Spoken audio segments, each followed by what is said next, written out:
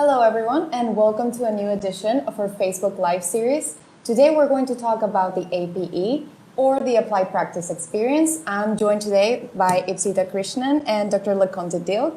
Can you please tell us a little bit about your roles? Sure. I'm the Director of Public Health Practice here, which again relates to the Applied Practice Experience or the internships. And I'm also a faculty in the Department of Social and Behavioral Sciences. And I'm the Program Administrator for Public Health Practice. And I'm also an alum from this program, which means I have also been in your shoes and I've done a practice experience as well. Thank you. So first things first, what is the Applied Practice Experience and when should students start preparing for it? So the Applied Practice Experience, also known as APE, also known as internships, is how we take what we learn in the public health classroom into communities, into the field. We say where the rubber meets the road. You're taking from theory into action, and that's called praxis. Internships have been around for a while in public health. It's really, again, how we go from not just individual health, but health of populations and communities. And here at NYU, the Applied Practice Experience is 180 hours. And again, as an MPH student, you're doing internships like your other comrades that are getting an MPH are doing internships across the country, across the world. And why would you say that the APE is so valuable for master's students? I think the APE really gives you the opportunity to kind of build on what Dr. Dill said, to take everything you're learning and really start or build in your career as a public health practitioner. You're able to actually use those tools in the field in different organizations, in different roles, and that can sometimes add to your skill sets that you will take with you for the rest of your career. And so it's a really, really wonderful way to kind of take what you're learning, test out what you love about it, what you don't love about it, what skills you would like to grow, what you'd like to build on, what you maybe don't love, maybe what you realize you didn't think you did, but now it's a skill set that you actually enjoy. So I think it's a great way to kind of test what, the future could hold. In addition to it possibly setting up your future career, you could also try something a little bit different. If you've, for most of your time in undergrad or in the work world or even here at GPH, maybe if you've really focused on diabetes care or focused on HIV and AIDS, during your 180 hours, you can do something completely different, working with a different health issue, working with a different population. And again, add to your skill set, but also have the opportunity to kind of mix it up and try something different.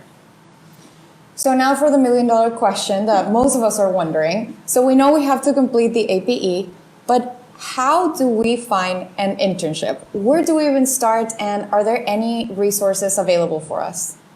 So read your emails, read your emails, read your emails. We know that you get a lot of emails from GPH. We do too, but read them. There's usually a lot of information there. Also, read your weekly public health post. We work really hard. Student Affairs does an amazing job of posting internship and job experiences on a weekly basis. I'm going to pass it to you to kind of add to that. Yes, of course. And on top of that, we keep a repository of all sites where students have had successful internships in the past. Preceptors have said, we would love to continue working with you. And so we have a repository of where students, past students, alums, and preceptors would like to continue foster or grow those relationships. So we do have a running list of that, and we're happy to make that accessible to you. So email the Public Health Practice Office, come visit us in the office. Also, reach out to your academic advisors. You have advisors that are both in your department or concentration, as well as advisors and mentors in student affairs. They are chock full of not just knowledge, but also networks. So we talk to a lot of faculty. I'm faculty myself, and we have our own community-based organizations that we partner with. We have our own professional colleagues. We know other researchers across the city, across the country, across the world, and they might be looking for an intern. And as we get to know you better in office hours, we can better troubleshoot or better match you with something that might be up your alley, fit your interests, might be related to your concentration, related to the kind of skills you're trying to build. So definitely make yourself known. Go to office hours with your faculty, go to office hours with us. We have weekly office hours every semester. And so definitely start there. Okay, so take advantage of the faculty, noted. So once we get the internship, what's next? So congratulations if you've landed one. A lot of our students are anxious about maybe I won't find an internship, but we often find that sometimes students, particularly at the beginning of the year, so right after the new year, often have a couple of internships that they have to negotiate. So that's a good problem to have, right? So once you get it, you should definitely, again, come back to meet with us in our office and meet with your faculty, because you want to kind of take that offer and then translate it to what's later going to be your practice learning contract, your PLC. So oftentimes when you get an offer, you might have gotten a blurb or a paragraph or some kind of job description that you responded to. You kind of want to take that blurb and then translate it to what kind of activities am I going to do? What is my role in this team or at this organization? And then what does this mean around building out this 180 hours? If I'm working in the summer, am I working, 10 weeks in the summer? Am I working just concentrated in like a month or two? And so really you're kind of taking that kind of abstract idea and then building it out. Excellent. And a lot of people don't know that the AP experience actually comes with a class. There's a class associated with it. Can you tell us a little bit more about that class and what the main goal of the class is? Sure. Well, I teach one or two sections of the class, and I had the privilege of being your instructor this past semester. Yes. And so our classes are growing because our students are growing. The classroom experience has really been because nationally, the accrediting bodies of schools of public health really want schools and programs of public health to help to support students after they're out in the field. So the classroom component is 2 semesters that are 2 credits each. And they are taught by faculty across GPH, and they're again able to give students a time to kind of process their internships, the good, the bad, and the ugly. So literally there's assignments that are woven around you critically reflecting upon your experience, detailing progress reports, talking in class and outside of class on discussion boards with your classmates about what happened. What does power mean? Am I a student? Do I have power in an organization? Did I have power in this internship? Can I talk about this rough patch that I had with my team? Maybe I couldn't talk about it in the internship, but I have space in this class to talk about it. I did all these projects, but I don't know how that's going to translate into my resume or my CV. So the course is built around that. There's readings that go along with it, so students can kind of think about, I didn't realize when I was working with this community coalition that they were stakeholders, but also I was a stakeholder. So we talk about diverse stakeholders, we talk about communicating, we talk about power, we talk about diversity, we talk about leadership. And one of my tenets is that, like, as students, you are leaders too, and you are leaders now, not just leaders once you graduate. So we kind of unpack all of that in the course. We also fortunately bring in professionals from the field into the course. So again, you're able to build your skill set, your toolkit of networks. You're building the net. And so you're meeting people who just graduated from their MPH a couple of years ago, but have expertise, to people that are vice deans at schools of public health or CEOs at agencies, mostly across the city because they're local and they're able to come to the class. And then you're also building what we're calling a portfolio. So you're taking what you learned in the internship, you're developing that, bringing out the 2 products that are required here, fleshing it out with the narrative. And then the second semester, you're building a report that you would ideally give to your agency, your internship agency, and a professional poster that you could present at a national conference or here locally to our leadership here at GPH. Yeah, I feel like the class has been a great experience, and personally, yeah. Spread that word. No, but I think what I've enjoyed the most are actually the guest speakers, the guest lecturers. They've been amazing, and I think that just interacting with them has been really, really great. Awesome. So now talking about something maybe a little bit less nice. I know that there's a lot of paperwork that is related to the internship. So could you just break down the paperwork in terms of what are the key components of the paperwork we need to give to you guys, and how do we even get organized?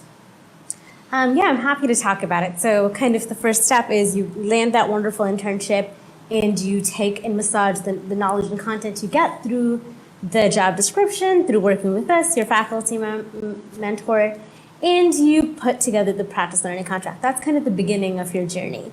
You do a self-evaluation of where you are when you just start pre-skills or the skills assessment at the beginning. And then through the course of your work, you do 3 progress reports that are about a third, about halfway, and then at the end. The end is more of a reflection on your time and what you've learned and what you've gained. And then at the end of it, your preceptor, who is the person that will supervise you at your site, completes an evaluation of your work, of what value you've added, and you complete a self-evaluation as well. If you are in the research track concentrations, which is thesis, which will be SBS, EPI, and biostatistics, you'll go into thesis 1. And before you go into thesis 1, you will turn in your portfolio products to our office. If you are in all the other concentrations, you will turn in your portfolio products through the course at the end of the APE course, which is the first part of the seminar courses, and that will be part of the course.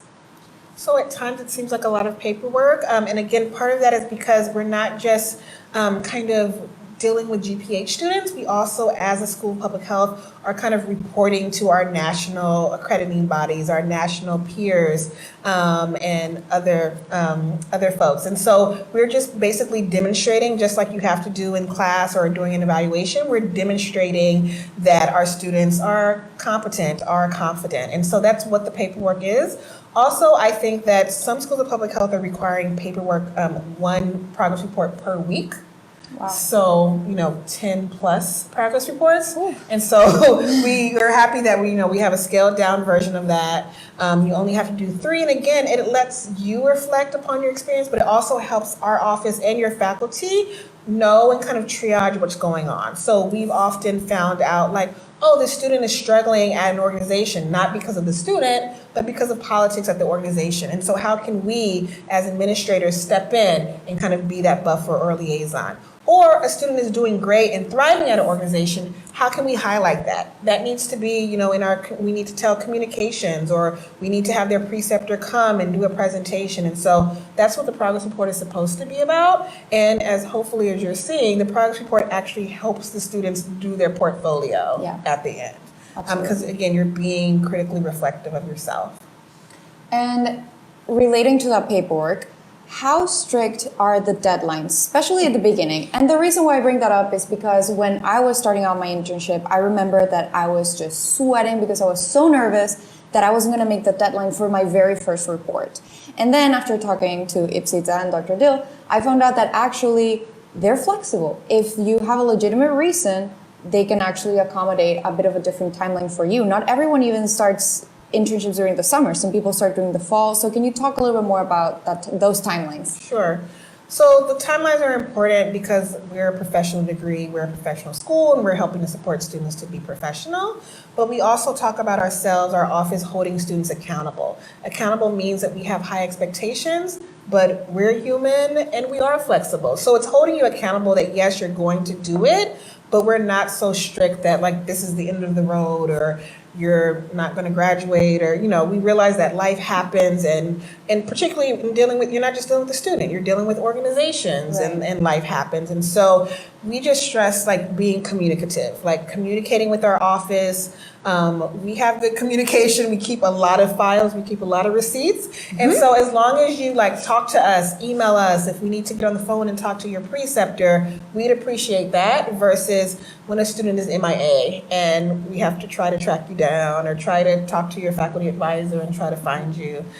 So again, there's several deliverables, but part of our accountability is just reminding you. So sometimes you might feel as a student, we hope not, but oh no, I'm in trouble, I'm behind. And sometimes our emails are just a refresher, a reminder. Mm-hmm. Just reminder, this is due in a couple of weeks. Just giving you kind of a reminder, not it's bad or you're bad or it's late. But then if things are late, we're going to send another reminder. Again, not that it's the end of the world, but just because we're also collecting this document because we're accountable, right? To our, again, the accrediting body, our administration here, other leaders, but we're also having conversations with other practice staff across the country at other schools, and we're learning what are best practices, what are lessons learned, what's not working so well. Mm-hmm. And what we also value, we learn from students. Yeah. And so this Facebook Live is happening because of student voices, but also we would love to hear more about what's really helpful. So it's been helpful to hear that the course has been like helpful for students, but we also learn like things that are a bit challenging, and how can we continue to refine information and put information out in a more clear way, in a more accessible way. So going back to what you mentioned, preceptors. Yes. That's a very important word. Yes. Can you tell us what is a preceptor for those that might not know? And also, how do you make sure that you're choosing the right preceptor for you? That's a great question. So the preceptor is just a fancy way of saying the person that's going to supervise you, mentor you at your site, that's going to be able to kind of help you grow at your time there. There are times at organizations that you have a preceptor that might be the CEO, like Dr. Dill mentioned, or somebody that's really high up and you may not see them every day. In those cases, you might have a co-preceptor who you work with on a more regular basis, who is able to kind of triage the day-to-day while escalating things when they need to your main preceptor. The tips for finding a good preceptor, I think, is I don't think there's a clear-cut answer, but I think it really depends on your work style, your kind of what you're looking to get out of it. Are you trying to find somebody who micromanages you? Or are you trying to find somebody who kind of lets you have your own space and expects you to come to them? I think it's really important to figure out what your work style is, and also what you're looking to gain from it. Are you looking to gain a research mentor? Are you looking to gain somebody who can answer questions when you need them? I think that's a really big factor.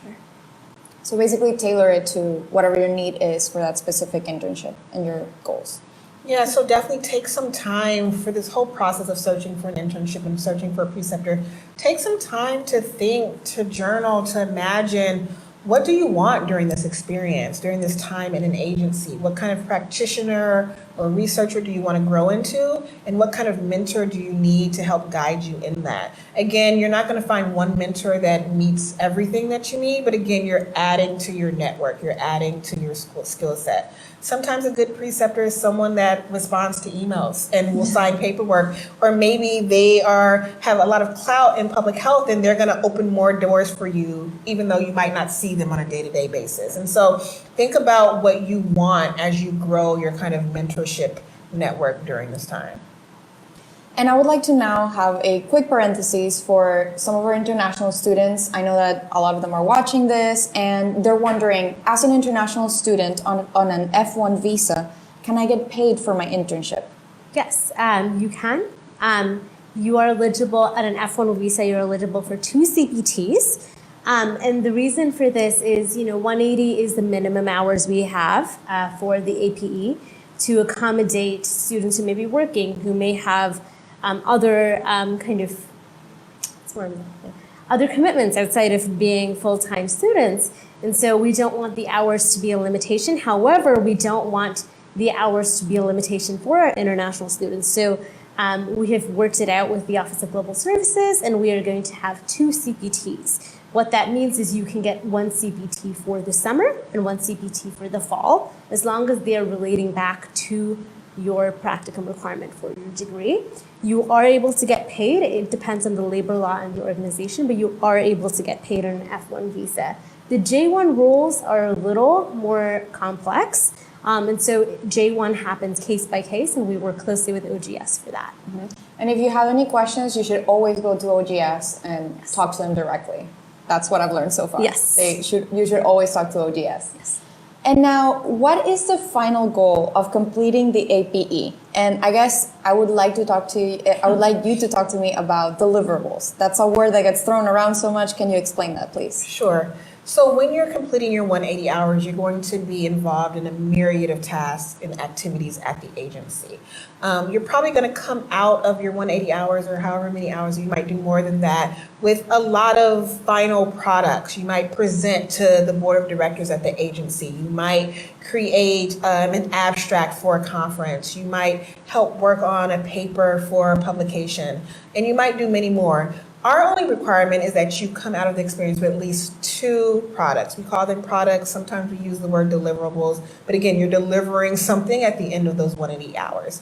Again, if you're on the thesis track, you're turning in those products at the end of the summer to our office. If you're in the other concentrations, you're building those products into your broader portfolio through your internship or your APE class.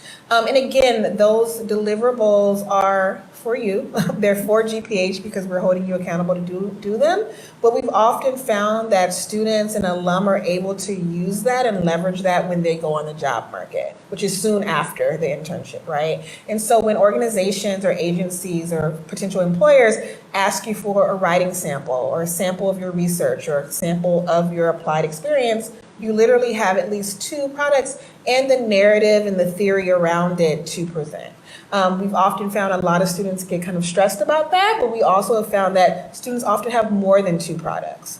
So again, it's just 2 things and types of products or deliverables are, like I said, an abstract for a conference, a draft paper for publication, a GIS map, a website. We have actually a 2-pager that we give to faculty and students with more than 60 types of products, and there's probably more that you can imagine. So again, it's kind of what you're coming with out of the internship with. And we hope that you work with your preceptor or your team to kind of help mold those or finalize those. And we've both found, because we both have done internships as MPH student, and I did a second one as a DRPH student. And so we both, again, feel your pain and excitement of doing it because we had to do the same things. And finally, what is the go-to website or site where we can go and find all the resources, paperwork related to the APE? So we do have a web page on the GPH website. We are in the process of kind of figuring out the best way to make all of the content accessible to you. At this point of time, there are all the competencies listed on there. There is the sample practice learning contract on there. There is also the guidelines for preceptors up on there. And we're working to make even more of that content accessible. And user-friendly. So the website, email us, but everything's there. You can download it. Again, there's resources that you can give to a potential preceptor. There's resources that you can discuss with your faculty member. There's resources for your own self to do your own drafts. But we have in our office, if you email us, we'll send them to you again. Again, we don't want to overload students with paperwork, but everything is on the website, but we want to make it even more user-friendly. So if it's too text-heavy, let us know. We're in the process of making it as user-friendly as possible. Excellent. So now I would like to direct our attention to some questions and concerns we've received from students. So our first question is, if someone is helping you create an internship, what do you send them? So I kind of just gave that away, but we have a 1 or 2 pager for potential preceptors. We also have a PowerPoint presentation that we've given across the world, literally, about what we expect of a preceptor. Again, the internship is this partnership between the student, GPH, and the site. And so we're letting preceptors know that we hope you have a space. If this intern is going to be physical, if they're able to work remotely, then you agree to that kind of situation. We hope that you're able to provide some type of mentorship and guidance. You need to have a background in public health. You're going to be collegial and fair and ethical. But also we want the internship to be kind of a win-win. And so this student is going to be creating these documents that we help foster the work of your organization. So that's kind of spelled out in the 1 or 2 pager that we have, as well as this kind of PowerPoint that we can give in person or that we can send. And so again, the 2-pager is on our website, and then we're happy to go talk to preceptors. I actually learned a lot by meeting a few preceptors face-to-face this past summer. And again, they were able to put a face to the name, and we were able to put a face to their name and build our relationships with sites, and we want to continue to cultivate that. So we have another question about preceptors. And this one says, how should you deal with a super busy preceptor and the amount of paperwork they're responsible for?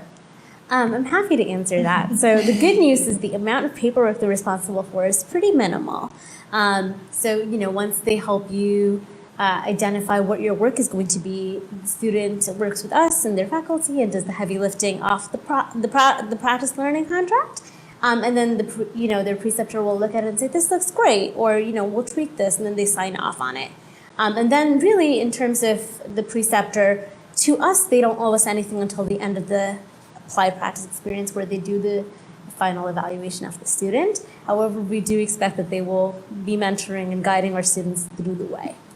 And because students might send them their portfolio, or at the end of the academic year, they might be sending them their report or their poster. They don't have to, there's no expectation, but we do want this kind of availability of an ongoing communication. Again, students are building a network, and so we want preceptors to feel free to come to GPH and kind of come to the events that we have for community partners. We would love preceptors to be responsive to student questions, because oftentimes in public health, we know that the work does not just end just because the internship ended or because the grant or the contract ended. And so students are getting a feel of that as interns. Absolutely. So another question is, what is the difference between the SBS, EPI, Biostats, and Global Health APEs? So I'm happy to talk about it. So we have this wonderful thing called competencies. There are 22 foundational competencies. These are national. These are foundational competencies which cut across all concentrations in public health. And then for each specific concentration that you choose, there are concentration-specific competencies. So if you're a social behavioral science student or epidemiology or biostatistics, the way you do your work, the kind of skills you gain, the way you map them will be different based on the concentration you're in. If you are in biostatistics, you will be doing very data-heavy work. That's kind of what comes with it. If you're in community health, you'll be working mostly in communities. You probably won't be sitting at a desk crunching numbers. You might be, but it's very much specific to your concentration and the organization you're working with, the skills you're trying to gain. But it really comes back to meeting not just the 3 foundational competencies, but the 2 of the concentration competencies. Thank you so much. And we have another question. How do I know if I am doing a good job with my deliverables? So again, a great thing is that there is this course component, and so you'll get feedback from the instructor during the semester. You'll definitely get feedback at the end of the semester. And again, that's not, I wouldn't just use the word good or bad, but it's, again, do your products, do your deliverables meet the foundation and the concentration competencies?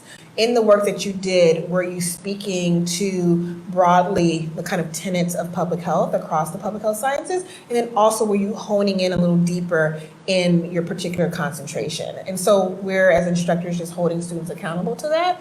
And even in thesis track students, although you're not in the internship class, our office receives those competencies, and then we're in communication with your chairs, your program directors, your faculty about if it's meeting that competency.